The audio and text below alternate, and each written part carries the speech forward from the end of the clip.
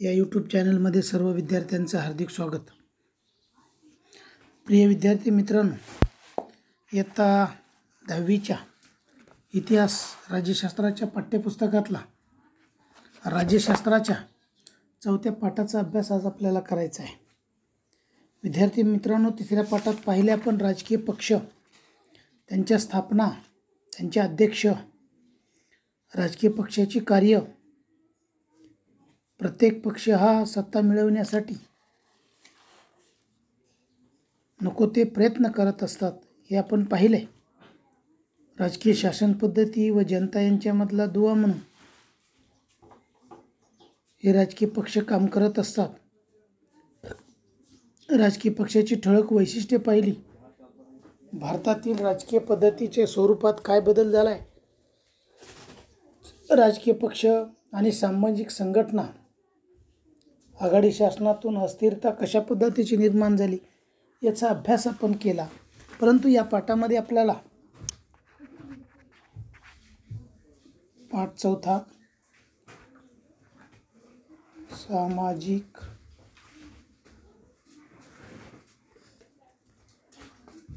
राजकीय चळवळी या पाठाचा अभ्यास आपल्याला आज करायचा आहे। विद्यार्थी मित्रांनो, पाठ्यपुस्तकामधली एक स्थानिक वर्तमानपत्रातली बातमी तुम्हाला वाचायला देतो। ही बातमी वाचा। तुम्ही वर्तमानपत्र वाचत असाल, आता ई-पेपर्स आपल्या मोबाईलमध्ये आहेत ऑनलाईन, तर या बातमीचं वाचन करत असताना बालविवाह विरोधीच्या चळवळीला बरेच यश आले असून बालविवाहाच्या प्रमाणात सुमारे 50% घट झाली आहे। या चळवळीतील कार्यकर्त्यांनी खूप सजगपणे काम केले आहे। त्यानंतर हुंडाविरोधी चळवळीच्या कार्यकर्त्यांनी त्यांना मदत केली। याच परिसरात आता कुपोषण विरोधी मोहीम हाती घेणं आवश्यक आहे, कारण गरिबी आणि कुपोषण या आणखी दखल घेण्याजोग्या समस्या आहेत। विद्यार्थी मित्रांनो, या वर्तमानपत्राच्या बातमीच्या चळवळीचा उल्लेख त्या तुम्ही काय काय कोणत्या कोणत्या चळवळी आल्या याच्यामध्ये? नंबर 1 बालविवाह, नंबर 2 हुंडा विरोधी, आणि नंबर 3 गरिबी आणि कुपोषण।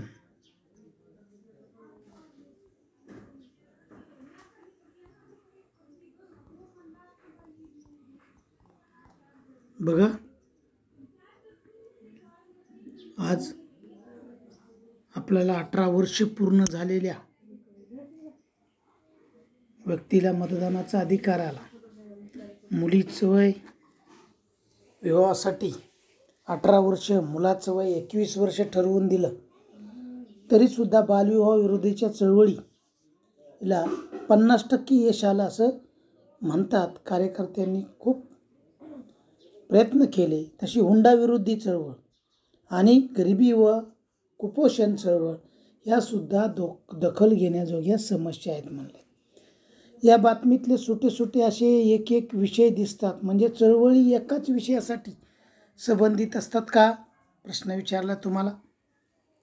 चळवळींनी परस्परांना सहकार्य केल्यास ती अधिक प्रभावी होईल असं तुम्हाला वाटतं का?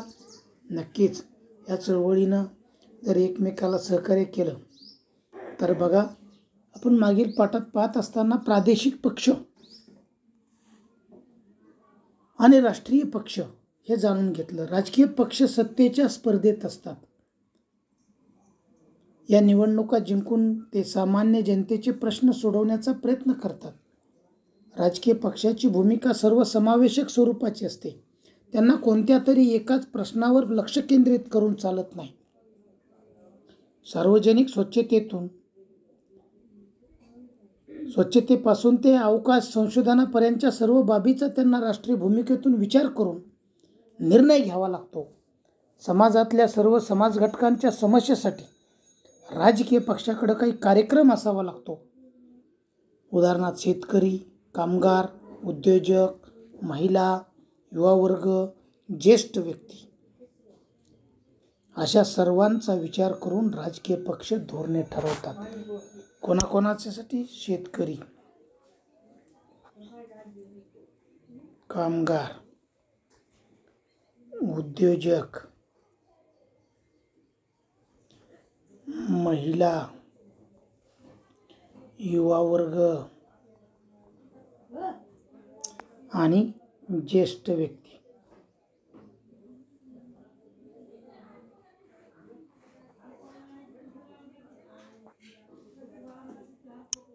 त्यानंतर आपल्याला प्रश्न विचारलाय, चळवळी का?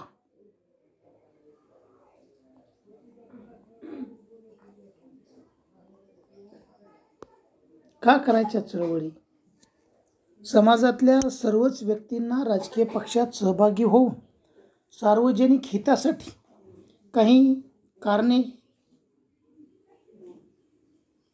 करणे शक्य असतेच असं नाही, तर काही लोक एखाद्याच्या प्रश्नावर लक्ष केंद्रित करून त्या प्रश्नाचा पाठपुरावा करतात. त्यांच्या निराकरणासाठी लोकांना संघटित करून शासनावर एखादी कृती करण्यासाठी दबाव आणण्याचा प्रयत्न करतात. सातत्याने कृतीशील राहून त्या समस्येबाबत जनमत तयार करून राजकीय पक्ष व सरकारावर दबाव आणण्याचं काम केलं जातं. या सामूहिक कृतींना चळवळ असं म्हणतात. काय म्हणतात? चळवळ.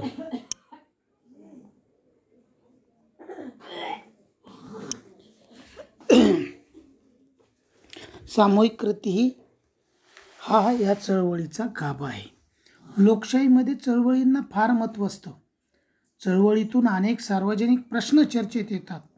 शासनाला त्या प्रश्नांची दखल घ्यावी लागते. चळवळीतील नेते व कार्यकर्ते शासनाला त्या प्रश्नांच्या संदर्भात आवश्यक ती सर्व माहिती पुरवतात.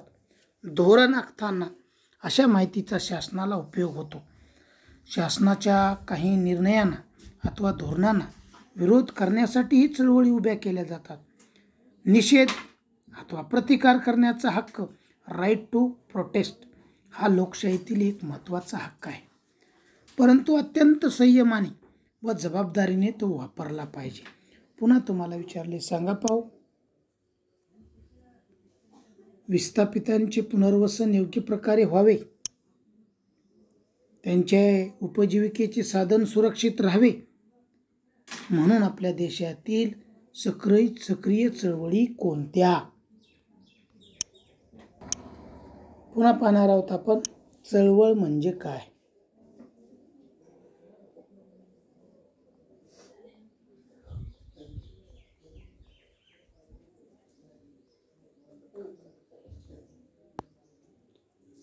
चळवळ ही एक सामूहिक कृती असते. त्यात लोकांचा सक्रिय सहभाग असतो. ही एकट्या माणसाची नाही चळवळ. चळवळ ही एक सामूहिक कृती आहे. चळवळ हे लोकांचे विशिष्ट प्रश्नाभोवती निर्माण झालेले संघटन असते. उदाहरणार्थ, प्रदूषण हा एकच प्रश्न घेऊन चळवळ उभी राहू शकते. चळवळीसमोर एखादा निश्चित सार्वजनिक हेतू अथवा प्रश्न असतो. उदाहरणार्थ, भ्रष्टाचार विरोधी चळवळीचा हेतू भ्रष्टाचार नष्ट करण्याचा असतो. चळवळीला नेतृत्व असतं. नेतृत्वामुळे चळवळ क्रियाशील राहते. चळवळीचा हेतू, कार्यक्रम, आंदोलनात्मक पवित्रा याविषयी निर्णय घेता येतात. खंबीर नेतृत्व असेल तर चळवळ परिणामकारक होते. चळवळीच्या संघटना असतात. संघटनाशिवाय चळवळींना सातत्याने प्रश्नांना सामोरे जाता येत नाही. चळवळी सातत्याने प्रश्नाचा पाठपुरावा करता येत नाही. उदाहरणार्थ, शेतकऱ्यांच्या चळवळीसाठी शेतकरी संघटना काम करते. कोणत्याही चळवळीला जनतेचा पाठिंबा आवश्यक असतो. चळवळ ज्या प्रश्नाभोवती निर्माण झाली आहे तो प्रश्न जनतेला आपला वाटला पाहिजे. त्यासाठी निश्चित कार्यक्रम ठरवून त्या आधारे चळवळी जनमताला आकार देण्याचा प्रयत्न करतात. पुन्हा तुम्हाला विचारले, चर्चा करा. चळवळ जरी एकाच प्रश्नाचा पाठपुरावा करत असल्या तरी चळवळीमागे एक व्यापक विचारसरणी असते. उदाहरणार्थ आपण पहिल्यांदा बालविवाह आता हुंडाबळी, बालविवाह अथवा हुंडाबंदी चळवळीचा लोकशाही, महिलांचे सक्षमीकरण, सामाजिक समता अशा मूल्यावर विश्वास असतो. काही चळवळीचे यथावकाश राजकीय पक्षात रूपांतर होतं. पुन्हा तुम्हाला विचारलं, सांगा पाहू, भारतातल्या कोणत्या चळवळीमुळे न्यायालयात जनहितार्थ याचिका दाखल होऊन न्यायालयाला त्यावर निर्णय द्यावा लागला? महात्मा फुले, महात्मा गांधी, राष्ट्रसंत तुकडो गाडगे महाराज, डॉक्टर बाबासाहेब आंबेडकर यांनी कोणत्या चळवळी उभ्या केल्या? त्यानंतर तुम्ही बघा पाठ्यपुस्तकामध्ये काही विद्यार्थी आणि फलक दिलेले, त्या फलकांच्या समोर विद्यार्थी उभे आहेत. खालील संवाद वाचा व त्यावर एक वहीमध्ये परिच्छेद लिहा.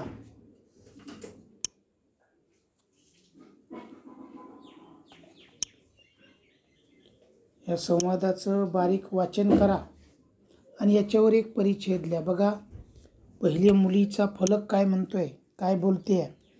मानवी हक्क रक्षणाची जी चळवळ आहे, जर जगभर प्रभावी झाली तर अन्य कोणत्या चळवळीची गरज नाही. मुलगा काय म्हणतोय?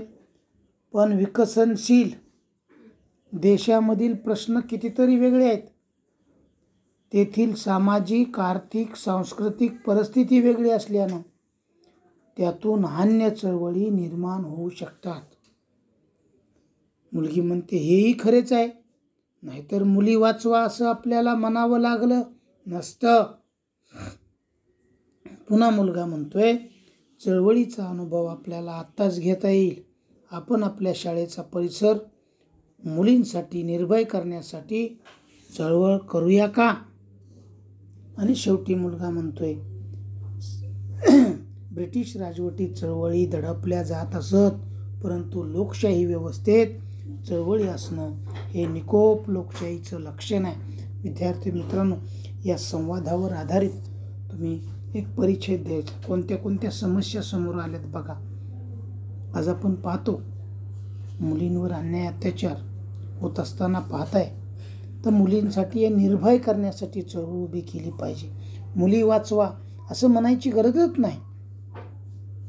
म्हणून या चळवळी तुम्ही पाहिलंय, ब्रिटिश लोक भारतातल्या लोकांना दडपशाही, फोडा आणि झोडा पद्धतीनं चळवळी दडप. 1857चा उठाव, असहकार आंदोलन, चले जाव चळवळ, अशा कितीतरी चळवळी इंग्रजांनी दडपून टाकल्या.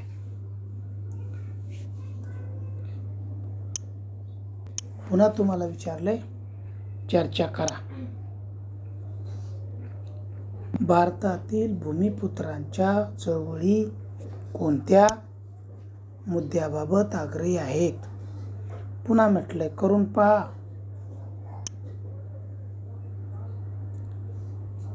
अंधश्रद्धा निर्मूलन चळवळ, नद्याचं प्रदूषण रोखण्यासाठी चळवळ, स्त्री भ्रूण हत्येविरोधी चळवळ, नॉट इन माय नेम अशा चळवळीविषयी वर्तमानपत्रामध्ये येणाऱ्या बातम्याचं संकलन करा.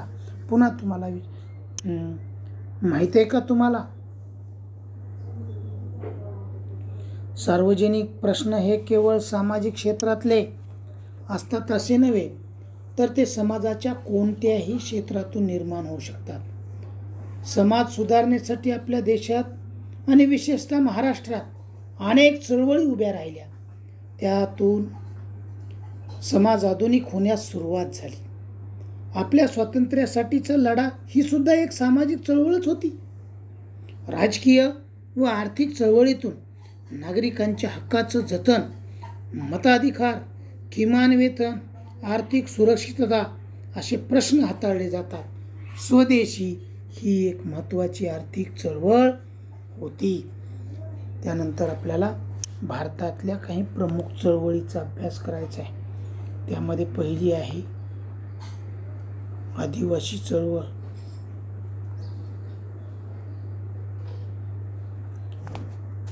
विद्यार्थी मित्रांनो, स्वातंत्र्यपूर्व काळामध्ये ब्रिटिशांनी आदिवासीच्या जंगल संपत्तीवर उदरनिर्वाह करण्याच्या हक्कावर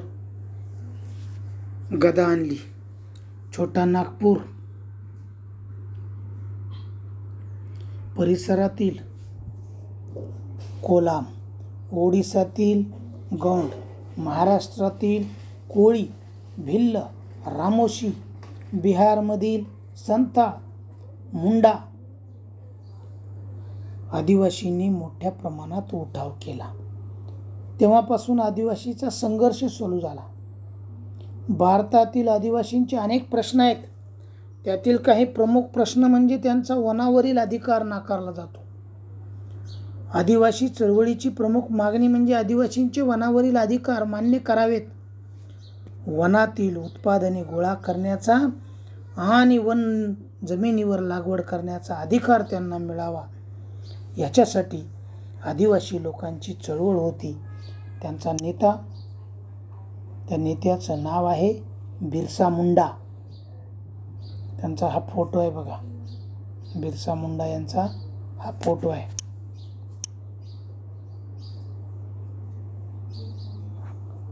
त्यानंतर भारतातील शेतकरी चळवळ.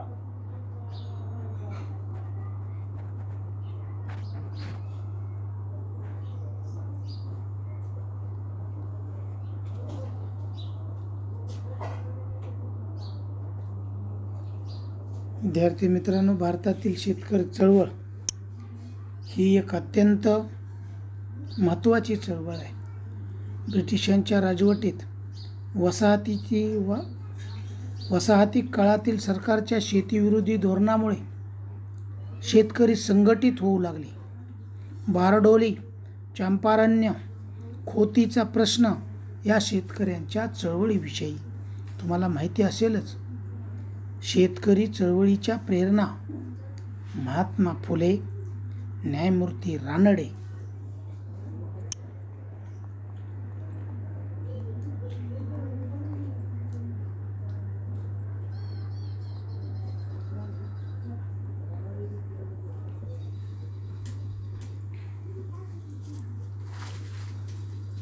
आणि महात्मा गांधी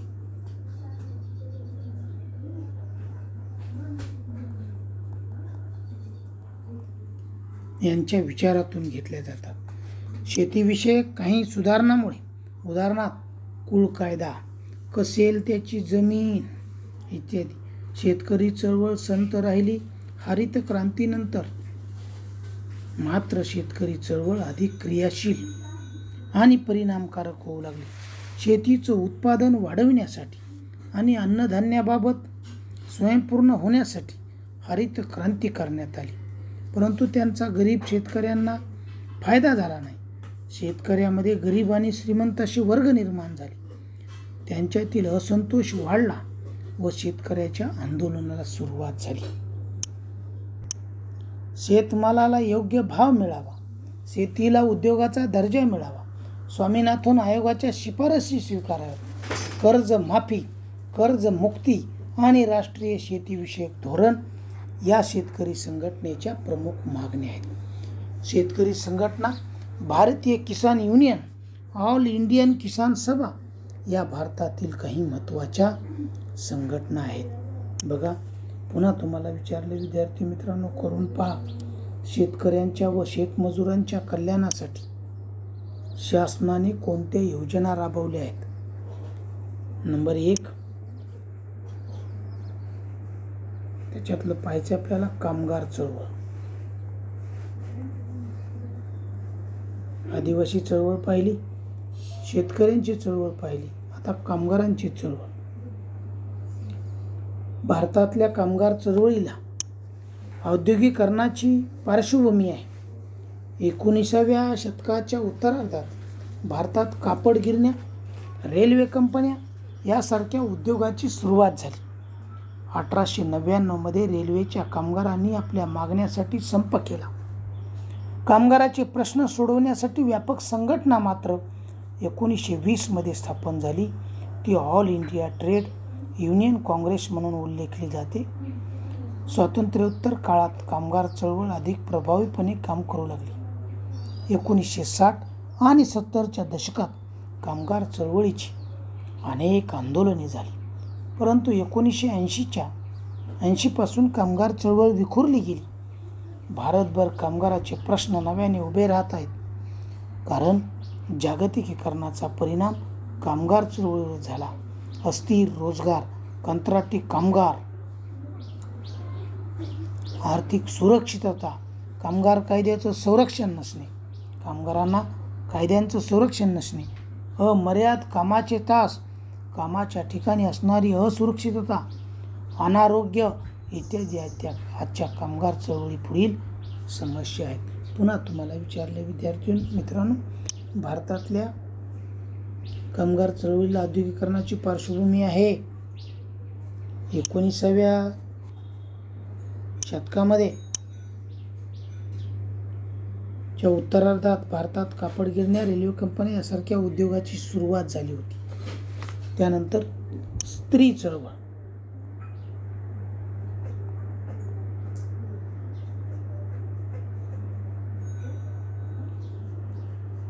स्वातंत्र्यपूर्व काळात भारतात स्त्री चळवळीची सुरुवात पुरोगामी पुरुषाच्या पुढाकाराने झाली. स्त्रियांवर होणारा अन्याय, त्यांचं शोषण थांबवून त्यांना सन्मानाने जगता यावं व सार्वजनिक जीवनात सहभाग घेता यावा, यासाठी अनेक सुधारणा चळवळी सुरू झाल्या. ईश्वरचंद्र विद्यासागर, राजाराम मोहन राय, महात्मा ज्योतिराव फुले, सावित्रीबाई फुले, महर्षी धोंडो केशव कर्वे, पंडिता रमाबाई रानडे यांच्या पुढाकारामुळे सतीच्या प्रथेला विरोध झाला. विधवा पुनर्विवाह, स्त्री शिक्षण, बघा कोणत्या कोणत्या समस्या, सती प्रथा, विधवा पुनर्विवाह, स्त्री शिक्षण, बालविवाहास विरोध,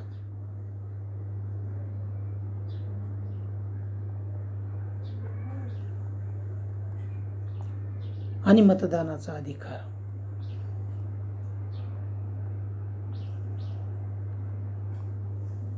यासारख्या सुधारणा होऊ शकल्या.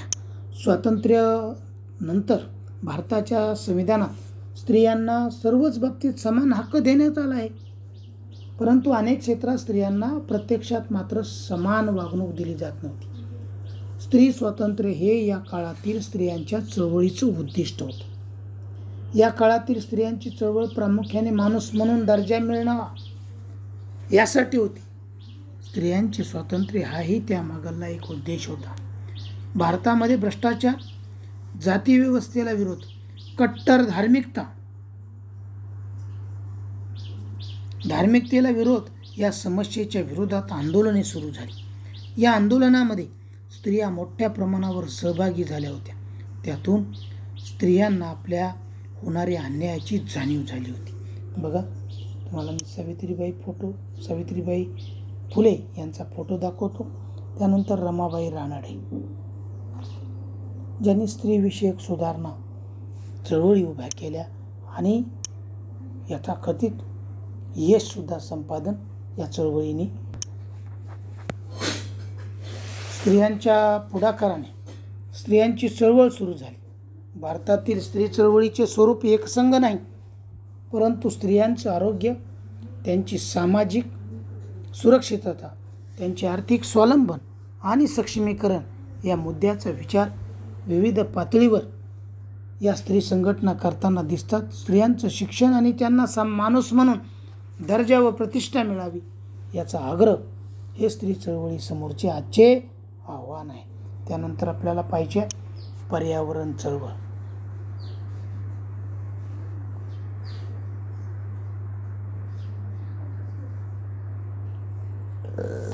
विद्यार्थी मित्रांनो, आज आपण पाहतोय पर्यावरणाचा ऱ्हास ही आजच्या काळातील एक राष्ट्रीय आणि आंतरराष्ट्रीय पातळीवरील गंभीर समस्या आहे. हे आपण जाणतोच. पर्यावरणाचा ऱ्हास रोखण्यासाठी आंतरराष्ट्रीय पातळीवर अनेक चळवळी सक्रिय आहेत आणि या क्षेत्रात आंतरराष्ट्रीय सहकारी खूप मोठ्या प्रमाणावर आहे. भारतातील पर्यावरणातील विविध विषयांना प्राधान्य देत अनेक चळवळी सक्रिय आहेत. जैवविविधतेचं संरक्षण, पाण्याच्या विविध स्रोतांचे जतन, जंगल आवरण, नद्याचं प्रदूषण, हरित पट्ट्यांचं संरक्षण, रासायनिक द्रव्याचा वापर व त्याचे दुष्परिणाम इत्यादी प्रश्न घेऊन चळवळी संघर्ष करत आहेत. विद्यार्थी मित्रांनो, तुम्हाला एक चित्र दाखवतो मी. डॉक्टर राजेंद्र सिंह राणा यांना भारताचे जलपुरुष असं म्हटलं जातं. डॉक्टर राजेंद्र सिंह राणा हे राजस्थान या ठिकाणचे आहेत. तिथं त्यांनी मोठी जलक्रांती घडवून आणली. राजस्थानमध्ये हजारो जोहाड म्हणजे नद्यावरील मातीचे बंधारे निर्माण करण्याच्या माध्यमातून राजेंद्र सिंह प्रसिद्धीस आले होते. सिंह यांनी राजस्थानच्या वाळवंटात नद्या पुनर्जीवित केल्या. त्यांनी तरुण भारत संघ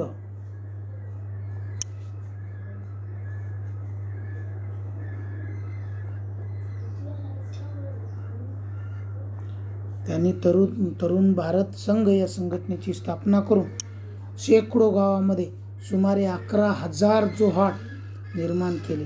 देशभर पदयात्रा काढून जलसंवर्धन, नद्या पुनर्जीवित करणं, वनसंवर्धन, वन्यजीवन संवर्धन मोहीम राबवली. गेली 31 वर्षे त्यांची ही सामाजिक चळवळ सुरू आहे. डॉक्टर राजेंद्र सिंह राणा हे पाण्याचे नोबेल समजल्या जाणाऱ्या स्टॉकहोम वॉटर प्राईजचे मानकरी आहेत. पुन्हा दुसरं चित्र दाखवतो तुम्हाला. पर्यावरणाचं रक्षण करण्यासाठी बघा, पृथ्वी दिलाय, पृथ्वीचा गोल दिलाय, एक वृक्ष. झाडे लावा, झाडे जगवा. पर्यावरणाचं संरक्षण करणं ही आपली आता आज काळाची गरज झाली आहे. पर्यावरणाचं संरक्षण जर नाही केलं आपण, अतिरेक रासायनिक द्रव्याचा अतिरेक वापर, आणि म्हणून अशा पद्धतीचं ही पर्यावरणाची चळवळ. आता आपल्याला पाहिजे ग्राहक चळवळ.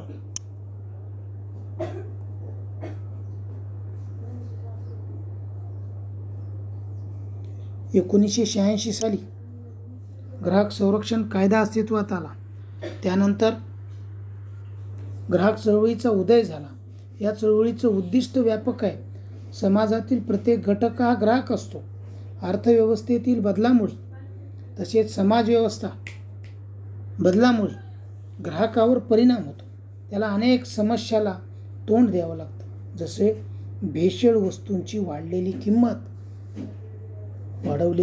किंमत, वजन मापातील फसवणूक इत्यादी. अशा प्रकारच्या फसवणुकीपासून ग्राहकाचं संरक्षण करण्यासाठी ही चळवळ, ग्राहक चळवळ अस्तित्वात आली. तुमच्या घरी TV आहे, त्या TV तुम्हाला ॲडव्हर्टाईज दिली जाते, जाहिरात केली जाते, जागो ग्राहक जागो. चळवळी नागरिकांच्या सार्वजनिक जीवनातील सहभाग वाढवतात. 1980 नंतरच्या चळवळींना नवसामाजिक चळवळी म्हटलं जातं.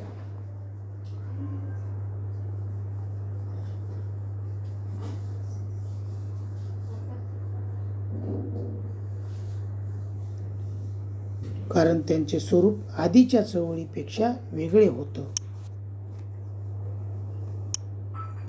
त्या अधिक विषयनिष्ठ होऊ लागल्या. म्हणजे एका विषयाभोवती जन आंदोलन उभे करण्याचा प्रयत्न होऊ लागला. विद्यार्थी मित्रांनो, या पाठामध्ये आपण चळवळी का उभ्या केल्या जातात, चळवळी कोणत्या समस्येसंदर्भात असतात, चळवळ म्हणजे काय, भारतातल्या काही प्रमुख चळवळीचा आपण अभ्यास केला.